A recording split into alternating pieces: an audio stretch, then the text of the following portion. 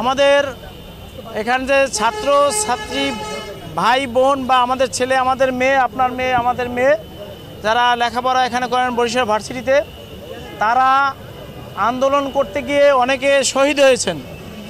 তাদের বুকের তাজা রক্তের বিনিময়ে আমরা আজকের এই স্বাধীনতার আবার স্বাদ পেয়েছি।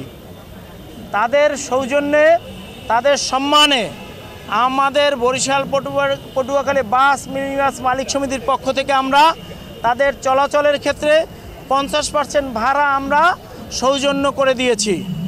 আমরা এখানে যারা, আমি আরও একটি ঘোষণা আপনাদের মাধ্যমে দিতে চাই, আমাদের ছাত্র ছাত্রীর ভিতরে যদি কেউ এই গত আন্দোলন সংগ্রামে যদি আহত হয়ে থাকেন, তাদের সৌজন্যে, তাদের জন্য, তাদের প্রতি, তাদের সম্মানে আমরা ছাত্রছাত্রী ভাই বোনের নেতৃবৃন্দ যারা আছেন তাদের সুপারিশে আমরা তাদের চলাচলের জন্য বিনা ভাড়ায় তাদেরকে সসম্মানে আমরা পরিবহনে আমরা বহন করতে চাই।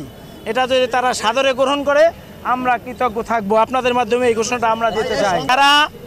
যারা ওই ভার্সিটির যারা ছাত্র ছাত্রী আছেন, যারা নেতৃত্বে আছেন, যারা ওখানকে নেতৃত্ব দিচ্ছেন বা যাদেরকে ঐক্যবদ্ধভাবে যারা তাদের নিয়ে চলছেন, তাদের প্রতি আমার আহ্বান থাকবে, আপনারা এটা তদন্ত করে খোঁজ নিয়ে সঠিকভাবে একটা তালিকা বা এটা যদি আপনারা কার্ড প্রদান করেন যে এই গত আগস্ট মাসের আমাদের দ্বিতীয় মুক্তিযুদ্ধে এই যোদ্ধারা আহত হয়েছে, এই রকমের যদি কোনো সনদ বা কোনো কার্ড যদি তারা সেখানে প্রদর্শন করে, তা আমি অনুরোধ করব বাস মালিক সমিতির নেতৃবৃন্দ এবং আমাদের শ্রমিক ইউনিয়নের নেতৃবৃন্দ যারা উপস্থিত আছেন, তারা তাদেরকে সম্মান দেখিয়ে তাদের প্রতি আমাদের ভালোবাসার নিদর্শন স্বরূপ আমরা তাদের কাছ থেকে কোনো ভাড়া গ্রহণ করব না।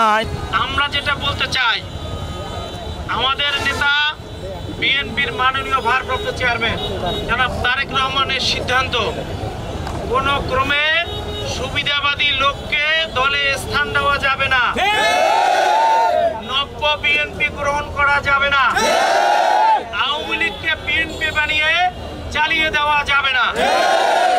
আমরা তার কর্মী হিসেবে আমরা তার নির্দেশ পুঙ্খানুপুঙ্খরূপে পালন করে যাচ্ছি।